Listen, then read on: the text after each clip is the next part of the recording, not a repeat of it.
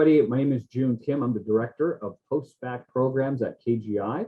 I also oversee the summer programs, which SEHP stands for Summer Explore Health Professions. That is one of our 2 summer programs that we run. And so today, I'm here to just share with you sort of the important concept of why the how is more important than the why. So thanks for having me, Janet. Yes, of course. Thank you so much for sharing this information. All right, so where do we begin? So first off, if you're watching this video, it means that you are looking into what are you going to do with your summer? Some of you being pre-health students know that the summer is an important time where future admission committees will examine what you have done, how you have spent your time. So this could mean research for some, it might be maybe clinical experience for others, shadowing, volunteer. I think many of you have ideas of what you should be doing. And I say should be doing because that means that there are certain assumptions. However, I challenge all of you who's watching this to ask this question: why healthcare? Why are you interested in healthcare in the first place? Do you have a well thought out, evidence-based response for that question? And that's going to vary from person to person. And oftentimes students struggle with providing a very clear and concise response. Now, if that is you, don't fret. That is totally normal. And again, it depends on where in your undergraduate education you are. There's a huge difference between a freshman and a senior.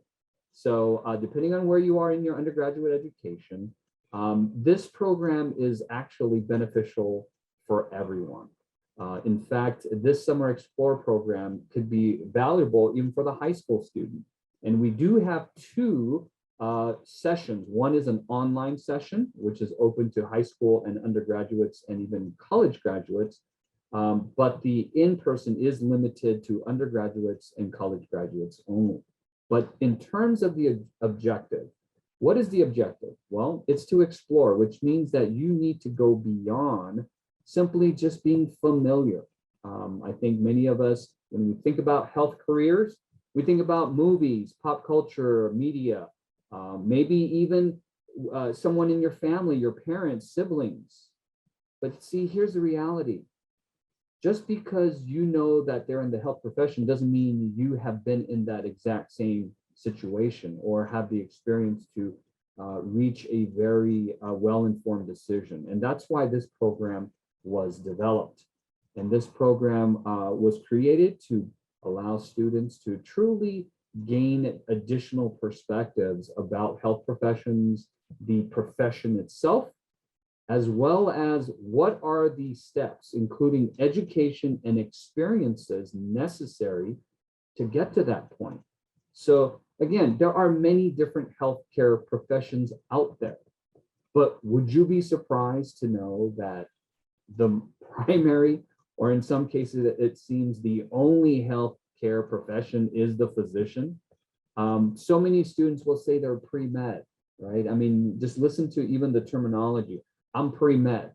Well, people who just say pre-med, they could actually be thinking dentistry, right? Although some students have come to know that, no, I'm not pre-med, I'm pre-dent, right? So now the sort of higher ed, understanding of the health profession has become more sophisticated, because back when I was in school, before electricity was invented, we just said pre-med for everything. But nowadays, I think most students are aware that there are many different types of health professions. So coming back to this program, what does this program do? Well, you're going to be exposed to the many different types of healthcare professions, including the primary ones like physician, PA, pharmacist, dentistry, but really we go even beyond sort of those main popular ones. We'll go into things like naturopathic doctor. We'll go into a chiropractor, physical therapist, occupational therapist.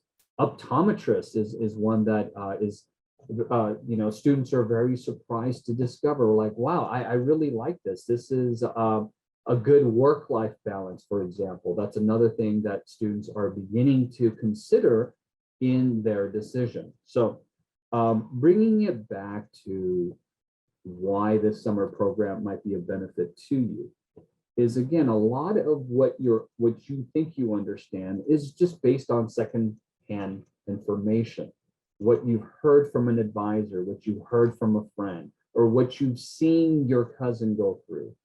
This program really puts you directly in the driver's seat, where you're going to hear, for example, from actual practitioners from that health profession. So instead of reading or listening or watching about being an optometrist or being a pharmacist, you are actually going to listen to a person in their natural environment. So for example, this would be for in-person, because again, we do make the distinction between the in-person and online. And certainly if you are watching this and you are either near Claremont or you have the opportunity to come out to Claremont, that would be ideal. The online, it's flexible, it's got its own benefits, but it cannot do what the in-person version of the program does. And again, that's just something that I think we all discovered during the pandemic. You know, the world sort of came to a slowdown, but we recognized we couldn't just stop going to work. People couldn't just stop going to school. We needed to adapt and find another way. So to continue with that tradition of providing an online opportunity, because we do have some students who are unable to join us in Claremont. So we do have an online version. But again, in-person is ideal because our students in the SEHP program will be shadowing. They will be in the clinic shadowing a podiatrist, a nurse, a physical therapist, and so forth. So that is one component of our Summer Explorer Health Professions. And again, why is this different? Well, it's different because you're going to have a very intense 2 weeks if it's in person, 1 week if it's online. It's through three sort of different approaches or three dimensions, if you will. It's through the clinical lens. What is that profession about? And then you're also going to hear and get the educational perspective, meaning what does it take to get there, right? What are the GPAs and how long is the education? Is there a licensure requirement? So you got the clinical experience perspective, you have the educational perspective, and then you're also going to have an academic sort of advising component to it. Our program is not just merely a Costco sampling of health professions, which is great. You know, students love that part. But it really is, how do you connect it to where you are right now? So those of you that are in undergrad right now, you're thinking, okay, I'm this major. Is this program for me? And again, this program is great because it is not just limited to science majors. In fact, I would argue that this SEHP program is even better for non-science majors and students who aren't sure. They just want to check out. You know, I hear all my friends and people talking about how difficult it is to be pre-med. And I was just curious. Or maybe you just wanted an excuse to visit Claremont, California.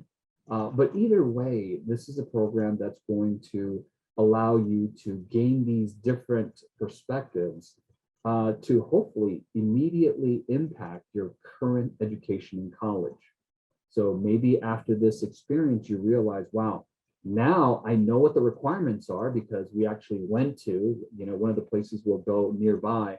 That school will go over all the requirements that they're looking for. So the prereqs. Well, if you're a current undergraduate student, you can say, I don't have those classes, but you know what? I'm just a freshman. I'm going to go ahead and plan to take those prerequisites. And now you're in a great position to plan for that. So when it is time for you to apply, you'll have all those prerequisites completed. So you get to travel. When it's in person, we will travel to the actual schools. So you'll get to meet with either the admission counselors or the director, and you're going to hear directly from them. I know a lot of students will go to websites. Websites are great. Websites are convenient, but they're not the same. And through the SEHP program, not only do we go there and listen to the admission committee or the members talk about their admission processes, but our students get to eat lunch with them, right? So depending on the time of the visit, but oftentimes it just happens to be around lunchtime. So our students are able to enjoy a nice meal with their current students.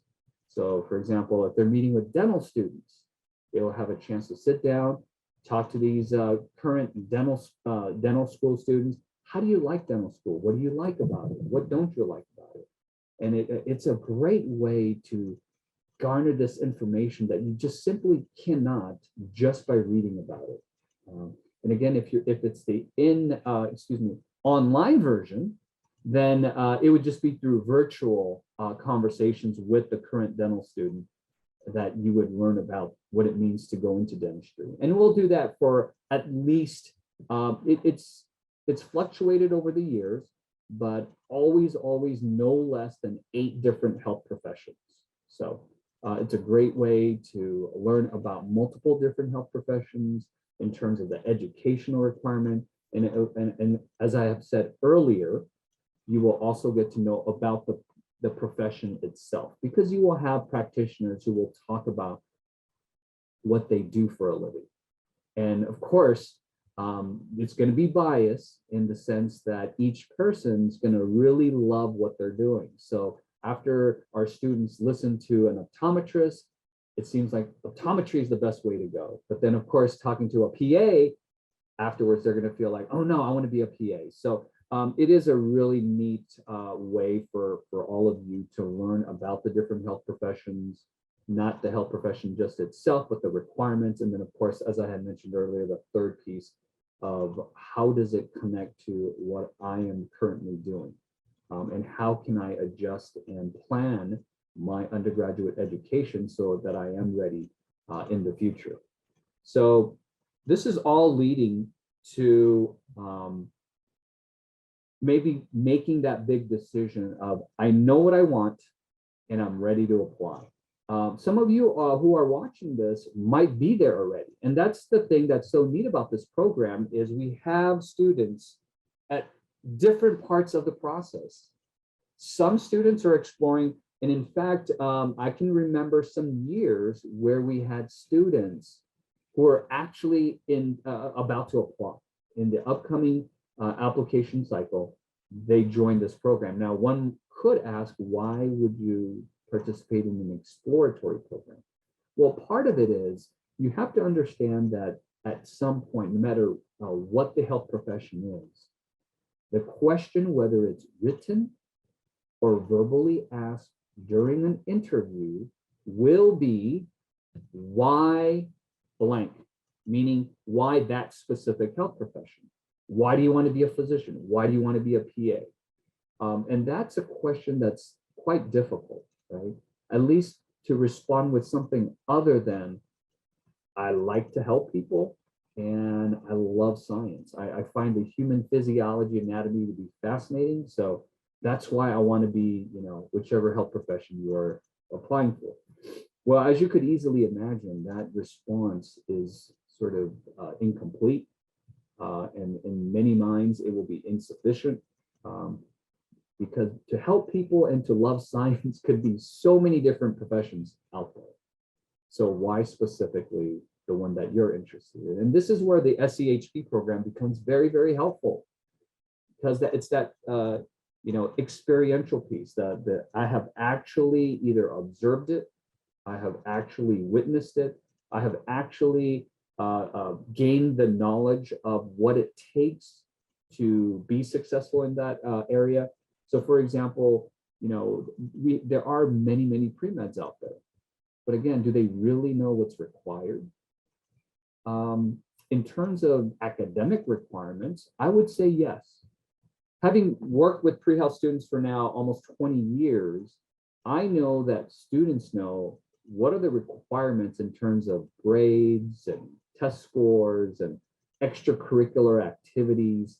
But what they might not be aware of is that self-awareness that that can be achieved through life experience, right? So for those of you, some of you that are watching this, you might be of traditional college going age, meaning you're going to be, 18, 19, 20, 21. maybe 22.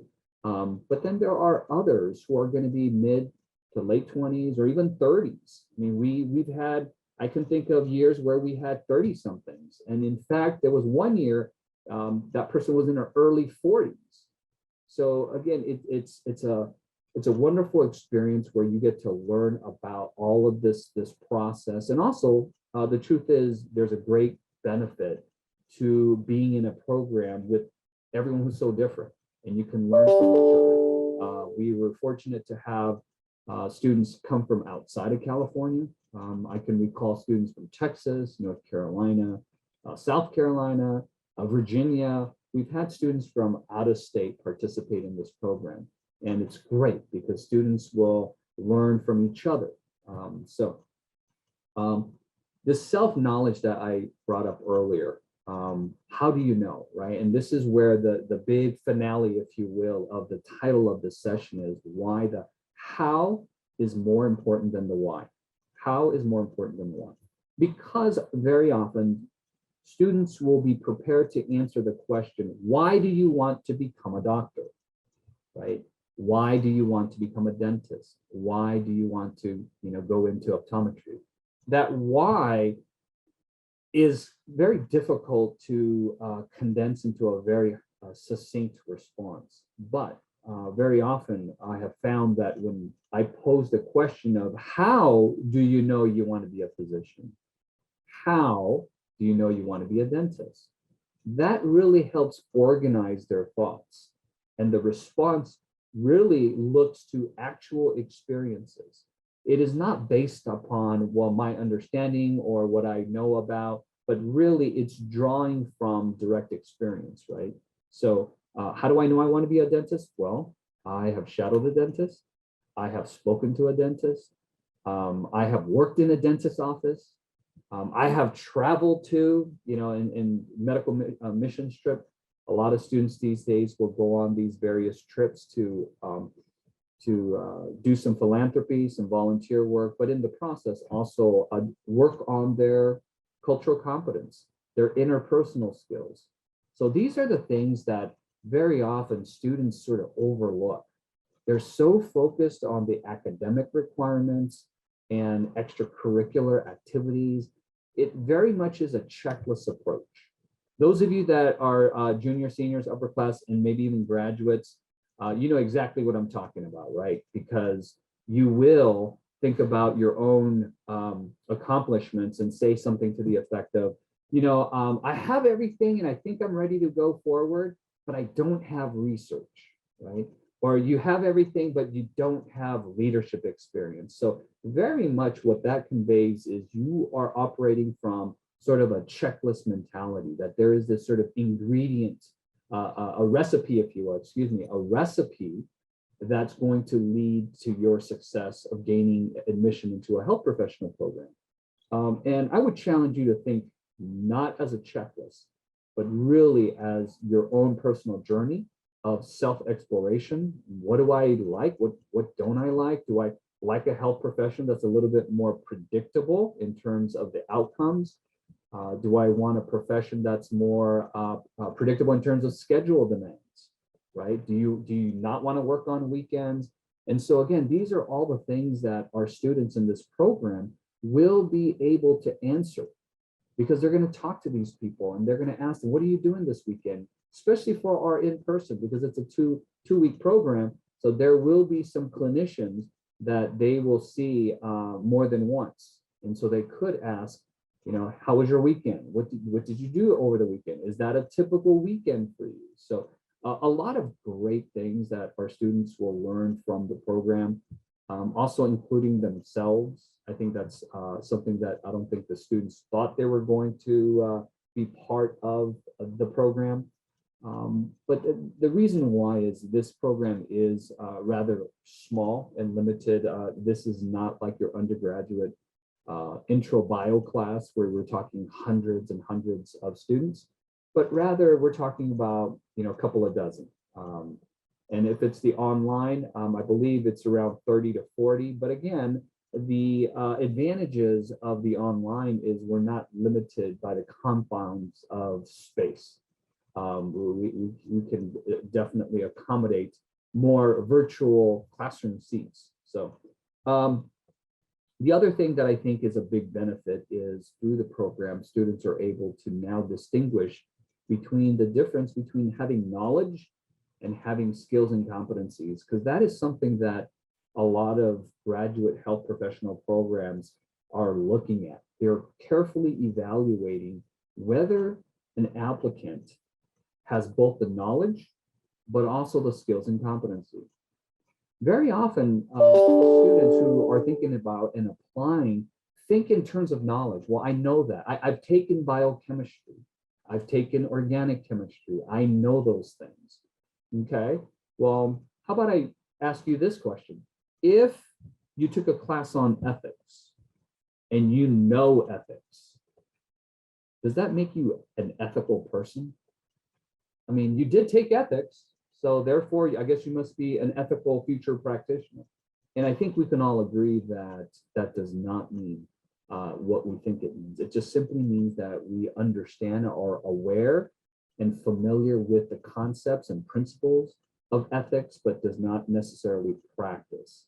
So this is one of the reasons why, experiential, taking some time off to do something like this or anything else during your summer.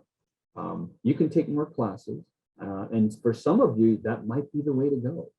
Because remember, if you are applying to a graduate health professional program, they're going to be looking for evidence that you can be successful in that science curriculum that they're going to have for you. A lot of those, health profession classes, they're going to be very heavy in the sciences.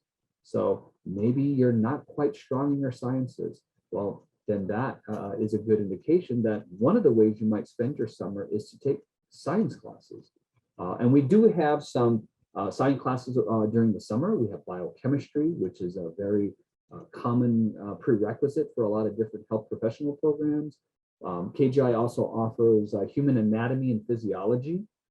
Those are also very common classes for different graduate health professional programs. And we also have microbiology. And I believe we also offer genetics as well. So you can certainly take classes over the summer, or you can do a more experiential type of program. Again, if you are thinking about maybe research, for example, I think we even have that here at KGI too, a SURE program, summer undergraduate research experience. So whatever you're thinking about, remember the how is going to be huge, because that speaks to the credibility. How do you know? Well, I know because X, Y, Z. Because remember, the why, when they ask you why, you can just go based purely off of your feelings. That I think it's a good profession for me. I think I will be happy doing that. But see, when an admission committee reviewers see that there's really a lack of evidence-based experiences from which you are drawing upon your conclusions, there's a lot of room for doubt and uncertainty. And you have to understand from that school or program's perspective, attrition is a big no-no. Nobody wants students dropping out of their program. And so to ensure that they recruit students that are not only ready for their curriculum, but students who are going to stick around. And in fact, if you want to think about admissions to a future graduate health profession, think of it this way in terms of two parts. Are you ready? Are you prepared to be successful in that very science rigorous environment? Okay, that's question number one that they're trying to assess. And question number two is this profession really for you? Is this what you really want to do? I know I made it overly simple, but in essence, that's what it boils down to, is those two things. Are you able to handle the rigors? And are you truly committed to this? Because remember, think about it. You might have someone who is more than capable. They understand the science. They have a 4.0 GPA. They're a 99th percentile on the standardized exam. But they get accepted, they go to that school, and then after the first semester, okay, or you know what, to make it dramatic, let's say after 2 weeks of school, they realize, wow, this is not what I thought it was going to be like. And so they go to their office of student affairs or office of admission and say, I think I made a mistake. This is not what I want to do. How do I withdraw from the school? Schools, programs do not want that. They want to do everything they can to prevent that. So again, just because you have the ability doesn't mean that that's sufficient for success gaining admission. Now, how about the reverse? Someone's got a clear passion. There's a story there. There's a very powerful personal story of why they want to become a physical therapist. But no program, no reputable program would ever allow a student to come into a program where they're going to fail, right? Maybe an expression some of us have heard is you do not set people up for failure. You want to set people up for success. So when someone has a 2.1 GPA, allowing them into a rigorous science curriculum-based program is not in their best interest. I mean, they might have an amazing story. They might have very compelling reasons for why they want to, go into physical therapy. But again, the admission committee needs to know that they're going to be successful. They need to be successful and they need to have a passion and a commitment to it. So those two things. So as you are hopefully coming to realize, when you are in this program, it is not just a shadowing program. It is just not a field trip program where you just go visit schools and learn about their requirements, but it's an immersive experience where you're really going to do a lot of self-reflection. We have we have advising sessions built into this program. So really challenging sort of what you think and really allowing all of our students in the program to refine and develop why it is they're doing what they're doing. And also, how can they immediately incorporate what they're learning into their life, in their education? It is the summer, which means that some of you guys will be going back to school, right? You're going to go back in the fall. You will be continuing your education. Well, this summer experience has the chance to significantly impact and shape what that return will look like in the fall. And for those of you that have already graduated, well, this could be the start of a wonderful journey to deciding what you want to pursue. Because sometimes we have some students who have graduated, but they have no idea what they want to do. And this could be a great way to give them some ideas of which direction they want to go. Because the truth is, because there's quite a bit of overlap in terms of requirements and experiences, students are able to sort of move forward without narrowing it down to just one health profession, right? So because a lot of these health professions require biology, many of them will require, chemistry. You are able to sort of keep one foot in each camp, if you will, or if you have, I guess, 3 feet, you can keep it in 3 different health professions. But yeah, so those are the benefits of this program and what this program entails. If you are a student who, is looking for that advising, looking for the experience, looking for what's out there, because you just haven't had the opportunity to connect with that information or those people, this would be the program. Summer Explore Health Professions. The very first Summer Explore Health Profession was summer of 2014. And so we've had numerous past participants go through our program and have gone on to med school, pharmacy, physical therapy, PA, I mean, you name it.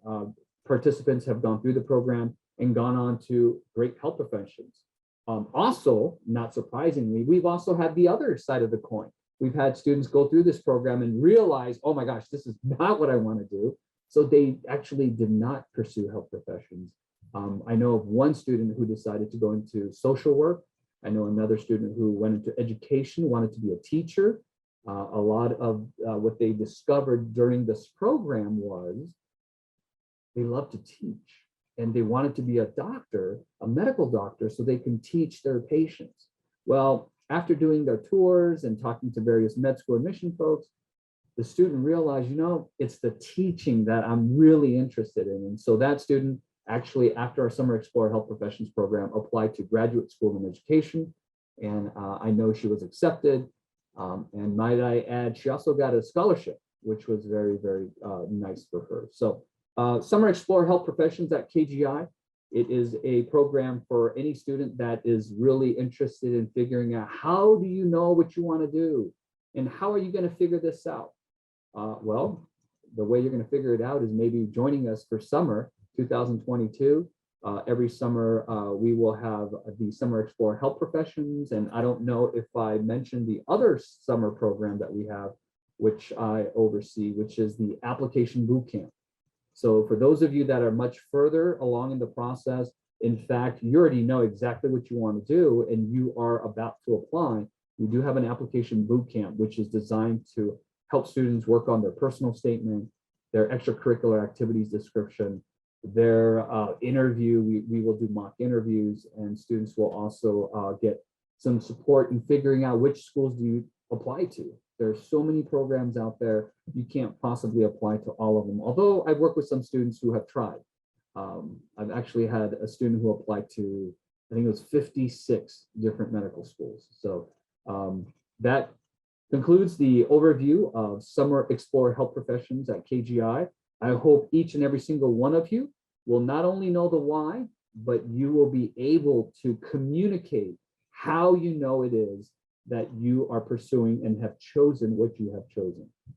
Thanks for joining me. All the best to you. Janet, do you have any other final parting words for our students here?